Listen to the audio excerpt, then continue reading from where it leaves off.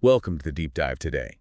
We're diving into the stability of axion-like particles as dark matter candidates. Sounds fascinating. Our source is this paper called On the Wondrous Stability of ALP Dark Matter. Okay. It's by Gonzalo Alonso-Alvarez, Rick S. Gupta, Georg Yeckel, and Michael Spinowski. Right. We're going to try to untangle the complexities of this research and see how it illuminates our search for the universe's hidden components. This paper really tackles a critical question. Can ALPs, these incredibly light and weakly interacting particles, can they truly be the stable, long-lived entities we expect dark matter to be? Right. And the research reveals some surprising mechanisms at play in the early universe that might just provide the answer. Let's start with the basics. Sure. Dark matter, as we know, doesn't interact with light, making it invisible to us. Right. So how do we even know it exists? Well, we observe its gravitational effects. Galaxies spin faster than they should based on the visible matter we see. The only explanation is the presence of this unseen dark matter providing the extra gravitational pull. Okay. Oh. ALPs, with their elusive nature, fit the profile of a dark matter candidate. This paper focuses specifically on ALPs that can decay into 2 photons. Right. Wouldn't this decay make them unsuitable as long-lasting dark matter? It's a crucial point. The key lies in understanding how ALPs are thought to be produced. Okay. The prevailing theory is that they emerge in a highly coherent state after the period of inflation in the early universe. This coherence, much like a Bose-Einstein condensate where particles act in unison combined with their ability to decay into photons, raises a significant concern: Bose enhancement. So we have these ALPs all acting in sync, and if one decays, it could trigger a cascade, making the entire ALP field unstable. That is the potential crisis this paper addresses. Initial calculations suggested that for certain ALP parameters, this decay amplified by Bose enhancement could occur much faster than the age of the universe, effectively wiping out ALPs before they could become the dark matter we observe. But clearly the paper finds a way out of this dilemma, otherwise we wouldn't be discussing it. Indeed, the researchers uncovered 2 remarkable mechanisms inherent to the early universe that contribute to the stability of ALPs: the expansion of the universe and the presence of a primordial plasma. The universe expanding, how does that help stabilize these particles? Imagine photons produced by ALP decay as the universe expands.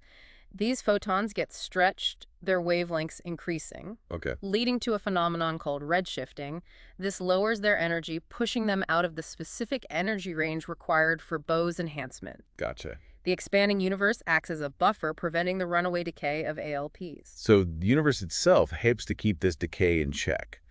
What about this primordial plasma? What role does it play in all of this? The early universe was a hot, dense soup of particles. This plasma, filled with charged particles, alters how photons propagate. Okay. It's as if photons acquire an effective mass within this plasma, making it harder for them to move freely. And how does this effective mass protect the ALPs? ALPs can only decay into photons if their mass is greater than twice the effective mass of the photons in the plasma. Okay. For lighter ALPs, this decay becomes kinematically forbidden, effectively halting the decay process. So until the universe cools down enough for this plasma to dissipate, it acts like a shield, protecting ALPs from decay. Exactly. We have 2 seemingly unrelated aspects of the early universe: the expansion and the plasma combining to solve this fundamental problem in particle physics. It's a striking example of the interconnectedness of cosmology and particle physics.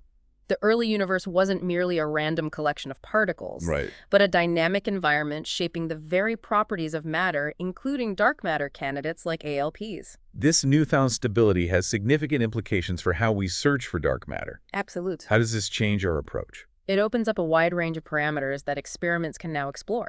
Experiments like Abracadabra and ADMX are actively searching for ALPs using various techniques, and this knowledge allows them to refine their strategies and focus on the most probable regions of parameter space. These experiments are attempting to catch these incredibly faint signals from ALP interactions. With this new understanding of their stability, we can hone our search. It gives us more confidence that ALPs remain a viable candidate for dark matter and reinforces the crucial role cosmology plays when investigating fundamental particles. It's amazing how studying the smallest particles in the universe links directly to the largest scales, the evolution of the universe itself. Right. Now, to understand how this ALP field evolves over cosmological time, we need to delve into how these parameters like the ALP mass and the plasma mass change over time. It's not a static picture. We start with a very early universe where the plasma mass is significantly larger than the mass of typical ALPs. Right. This high plasma mass prevents any ALP decay. As the universe expands and cools, the plasma mass decreases, eventually dropping below half the ALP mass. Okay. This is the critical point where decay becomes possible. So the plasma barrier is lifted, and ALPs can finally decay. However, the universe's expansion rate described by the Hubble parameter also plays a crucial role. In the early universe, the expansion was much faster, redshifting photons quickly and preventing significant ALP decay. As the expansion slows, redshifting weakens, and ALP decay could potentially catch up. But by then, the plasma mass has already dropped significantly. This means that the most efficient period for ALP decay occurs when the plasma mass is no longer high enough to suppress it. Okay. The expanding universe and the primordial plasma work together in this intricate dance, ensuring the long-term survival of ALPs. But why is evaluating the stability at the earliest possible time so important? The stability condition essentially tells us if the ALP decay rate is enough to significantly deplete the ALP field. Right. The parameters influencing the decay rate, except for the ALP mass, change over time. Okay. The stability condition itself evolves with the universe. It's most stringent in the early universe when the expansion rate is high and the ALP field amplitude is at its maximum. Because a faster expansion makes it harder for decay to keep up, and a denser ALP field means more potential for that runaway Bose enhancement. To be certain ALPs are stable over cosmological timescales, we must ensure the stability condition holds true at the earliest possible time when the ALP field starts to oscillate. We have to rewind the clock to the most extreme conditions in the early universe to truly test ALP stability. Evaluating the stability condition at this early epoch allows us to account for the harshest conditions ALPs would have faced throughout history. The research reveals the complex interplay between cosmology and particle physics, reminding us that the early universe played a crucial role in shaping the properties of matter as we know it today. Absolutely. Now, the paper analyzes the ALP decay rate using two different approaches. Yes. The perturbative decay rate and the decay rate calculated from the equations of motion in Minkowski space. Right. Can you explain the difference in what they reveal? The perturbative decay rate, a standard calculation in particle physics, assumes particles decay individually. This works well when interactions are weak and particle density is low. However, ALPs produced in the early universe are in a highly coherent state with high density. Collective effects like Bose enhancement become crucial, and the perturbative decay rate might not capture the full picture. So it's like trying to understand a synchronized dance by only looking at one dancer. To address this, the researchers calculated the decay rate using the equations of motion for the ALP and photon fields in Minkowski space. This approach directly incorporates the effects of coherence and Bose enhancement. What did this comparison reveal? They found a stark difference for certain parameters. The decay rate calculated from the equations of motion was significantly faster than the perturbative rate. This highlights the potential for rapid ALP decay due to Bose enhancement. So the equations of motion paint a much bleaker picture for ALP stability. It seems like Bose enhancement could wipe out ALPs long before they could become the dark matter we observe today. But as we've discussed, the expanding univolts and the primordial plasma come into play. The researchers demonstrated that these cosmological factors effectively suppress the Bose enhancement, preventing the catastrophic decay predicted by the equations of motion in Minkowski space.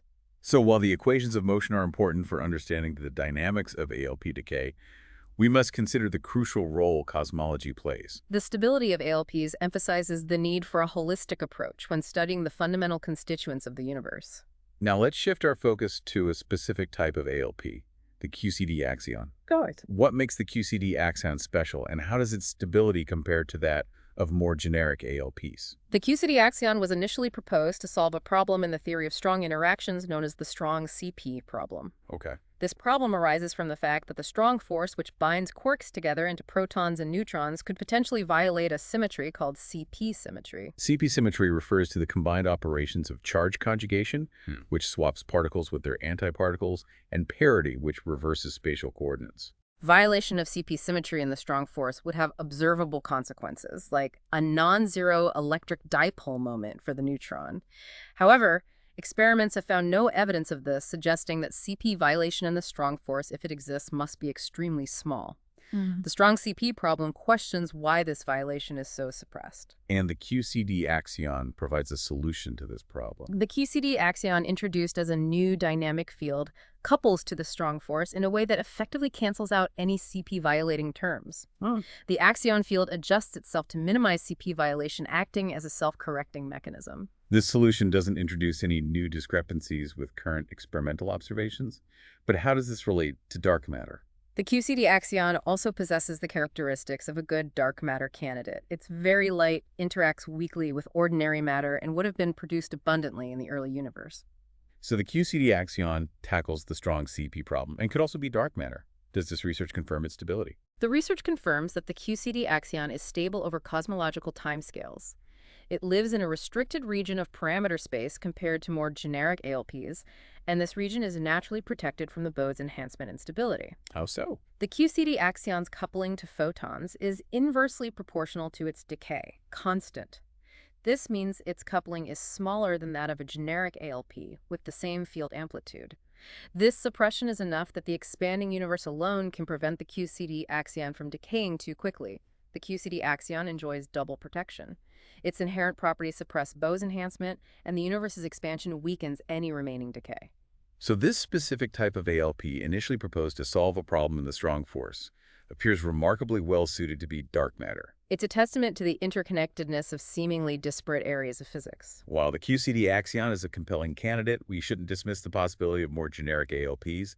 Their stability, as the paper highlights, relies on a delicate balance between various factors, including the ALP mass, photon, coupling field, amplitude, Hubble parameter, and plasma mass. These parameters are not independent.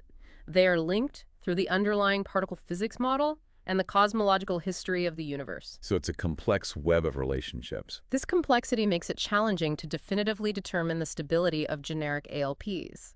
The paper, however, provides a framework for approaching this challenge by outlining the key factors to consider and demonstrating how to evaluate stability at the earliest possible time. It's a roadmap for future investigations. It underscores the need for careful and thorough analysis when assessing the viability of dark matter candidates. We've covered a lot of ground today, from the basics of dark matter to the intricate mechanisms ensuring the stability of ALPs. We've seen how cosmology and particle physics intertwine and how seemingly unrelated phenomena can reshape our understanding of the universe. We'll pause our exploration here for now. The research delves into the observational consequences of ALP dark matter, exploring how we might detect these elusive particles. The idea of actually detecting these particles is exciting, considering their weakly interacting nature. How do we even begin to look for something that barely interacts with ordinary matter? One promising avenue lies in searching for signatures of ALP decay into photons, although the mechanisms we discussed prevent complete decay of the ALP field. Right. A small but potentially detectable rate of decay occurs throughout the universe's history. So there's a faint signal emanating from this dark matter. The photons produced from ALP decay would have a specific energy signature corresponding to half the ALP mass. Observing an excess of photons at a particular energy could point towards ALP dark matter. Given the weak coupling of ALPs, this signal would be incredibly faint, wouldn't it? The signal would be weak, requiring highly sensitive instruments for detection. The paper mentions experiments like ADMX and CAST that are actively searching for ALPs. Can you elaborate on how these experiments work? Several approaches exist for ALP detection. One approach utilizes microwave cavities to search for ALPs converting into photons in the presence of a strong magnetic field. This is the principle behind experiments like ADMX. ADMX and similar experiments use a resonant cavity immersed in a powerful magnetic field. Okay. ALPs passing through this field could convert into photons, which would then be detected by sensitive receivers. It's like tuning a radio to a specific frequency to pick up these faint whispers from the dark matter. Are there other methods besides these microwave cavities? Another approach involves searching for ALP-induced variations in the polarization of light passing through magnetic fields. This is the method used by experiments like CAST. CAST utilizes a superconducting magnet pointed at the sun.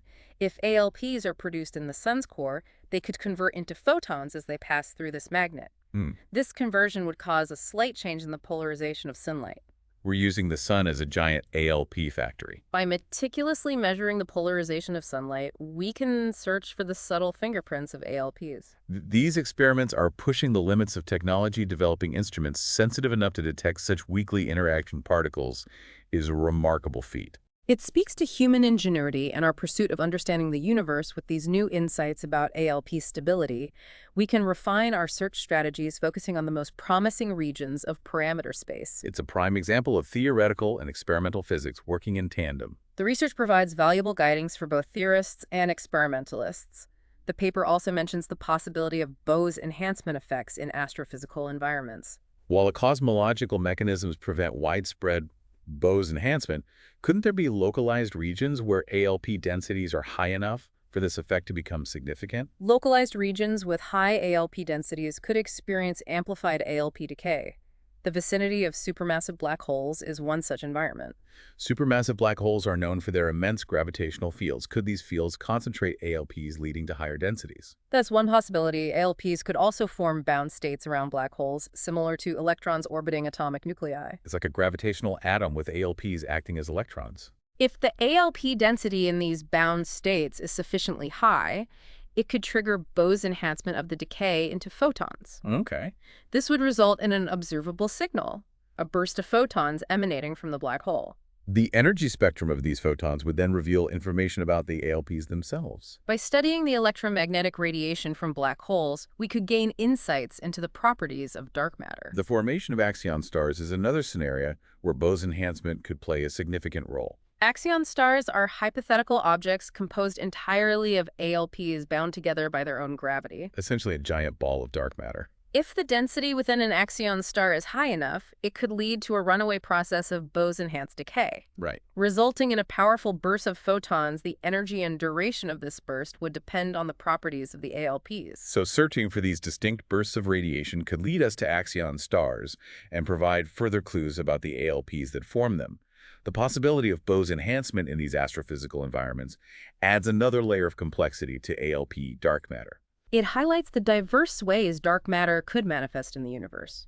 It suggests that dark matter is not merely a passive presence, but an active force shaping the evolution of galaxies and other astrophysical structures. The advancements in observational astronomy hold great promise for groundbreaking discoveries in this field. The research also emphasizes the interplay between the expanding universe and the primordial plasma in suppressing Bose enhancement. How do these mechanisms work together? It's not a case of one mechanism dominating over the other. The interplay between them is subtle in the very early universe. The plasma mass is the dominant factor. It prevents the decay of ALPs below a certain mass threshold, acting as a protective shield. As the universe expands and cools, the plasma mass decreases, eventually dropping below this threshold. At that point, the expanding universe takes over as the primary suppressor of Bose enhancement.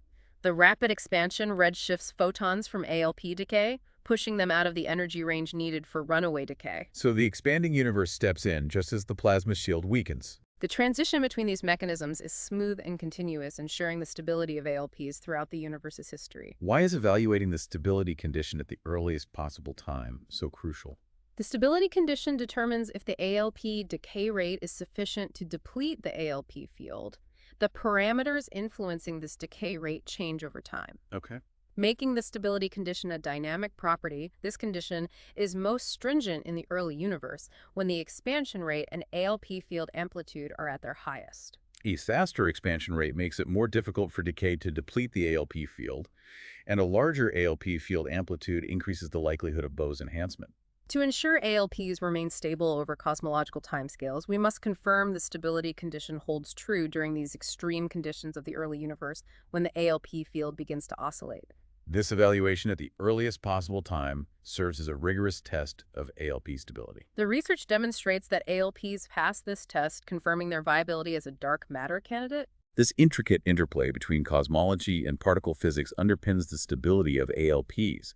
It's a narrative spanning billions of years from the Big Bang to the present day, involving a delicate dance between fundamental particles, astrophysical environments, and the evolution of the universe itself. The story is still unfolding, and we are eager to see what new chapters emerge. We'll pause our deep dive here for now. In the previous parts of our deep dive, we explored the stability of Axion-like particles as dark matter candidates. We've examined how the expanding universe and the primordial plasma suppress Bose enhancement. We also discussed the potential for detecting ALPs through their interactions with photons in experiments like ADMX and CAST-AC. These experimental searches are guided by theoretical insights into the allowed parameter space for ALPs. The research paper provides a framework for evaluating ALP stability, incorporating cosmological and particle physics factors. This framework helps narrow down the regions of parameter space where ALPs are most likely to exist, making the search more focused and efficient. The research indicates that a wide range of ALP parameters aligns with theoretical constraints and observational data. This opens up a vast and exciting landscape for ALP dark matter research. It's a landscape we're only beginning to explore. If ALPs do constitute dark matter, what implications would this have for our understanding of the universe? Such a discovery would be profound. It would mean that the universe is filled with particles fundamentally different from those we currently know, particles that interact weakly with ordinary matter, yet comprise the majority of the universe's matter content. It would represent a paradigm shift in our understanding of the universe's fundamental building blocks. It would also open up new avenues for exploring the nature of dark matter. We could study its distribution, its self-interactions, and its potential role in the formation of galaxies and large-scale structures. It would be a whole new realm of astroparticle physics. This field would be ripe for discovery. ALP dark matter could also connect seemingly disparate areas of physics. The QCD axion, a specific type of ALP, arises from addressing the strong CP problem in the theory of strong interactions. The idea that a particle proposed to solve a problem in nuclear physics could also be dark matter highlights the interconnectedness of physics across scales. It underscores that the universe is a complex web of relationships, and every discovery can illuminate our understanding of the cosmos. The research paper exemplifies the power of theoretical and experimental physics working together to advance our knowledge. It's a story of ingenuity, perseverance, and the thrill of scientific discovery. The quest to understand dark matter embodies the boundless curiosity and ingenuity of humanity. It's a journey that takes us to the furthest reaches of the cosmos, and a journey we are all part of. We've reached the end of our deep dive into the stability of ALP dark matter. We hope this exploration has provided you with a deeper appreciation for the intricacies of the universe and the fundamental particles within it.